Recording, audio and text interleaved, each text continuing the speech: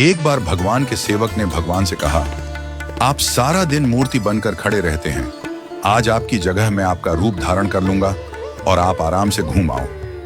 भगवान ने भी सेवक की बात मान ली, लेकिन भगवान ने शर्त रखी कि जो भी प्रार्थना करने आए उन्हें केवल सुनना और कुछ नहीं कहना। सेवक ने शर्त स्वीकार कर ली और योजना के अनुसार सेवक भगवान की जगह मूर्ति बनकर खड़ा हो गया। पहला व्यक्ति जो मंदिर में आया वह एक व्यापारी था। उसने भगवान से कहा, भगवान, मैंने नया कारखाना खोला है, कृपया उसे सफल बनाइए। व्यापारी माथा टेकता है और तभी उसका बटुआ गिर जाता है। वह बटुआ गिराकर बिना देखे चला जाता है। सेवक बेचैन हो जाता है और सोचता है कि व्यापारी को बता दे कि उसका बटुआ गिर गया है, लेकिन भगवान की शर्तों के अनुसार वह कुछ नहीं कहता। कुछ समय बाद एक गरीब आदमी आता है और भगवान से कहता है, भगवान, घर में खाने के लिए कुछ नहीं है, कृपया हमारी मदद करें। भगवान के सामने बटुआ पड़ा होता है। वह गरीब आदमी भगवान का धन्यवाद करता है और बटुआ उठाकर चला जाता है। फिर एक नाविक आता है और कहता है, भगवान, मैं 15 दिनों के लिए समुद्र की यात्रा पर जा रहा हूं, कृपया मेरी यात्रा में कोई समस्या ना हो। ठीक उसी समय व्यापारी पुलिस के साथ आता है और कहता है, यह नाविक मेरा बटुआ चुराकर भागा है।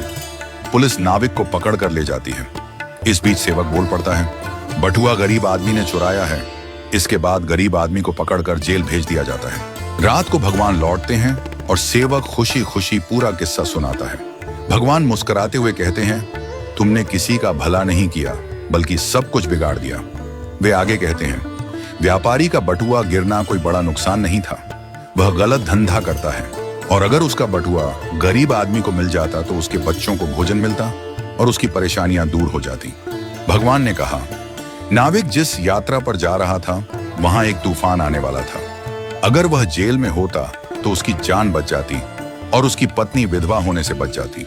भगवान ने यह भी कहा, कभी कभी जीवन में हमें समस्याएं आती हैं और हम सोचते हैं कि यह हमारे साथ ही क्यों हुआ, लेकिन हमें समझना चाहिए कि इसके पीछे भगवान की योजना होती है। भगवान ने हमें यह सिखाया कि जो भी होता है वह हमेशा अच्छे के लिए होता है, भले ही हमें वह समझ में ना आए। इस कहानी से यह शिक्षा मिलती है कि हमें भगवान पर विश्वास रखना चाहिए और जो भी घटनाएं घटित होती हैं उन्हें अच्छे के लिए मानकर स्वीकार करना चाहिए। भगवान की योजना हमेशा हमारे भले के लिए होती है और कभी कभी हमें उस योजना को समझने में वक्त लगता है।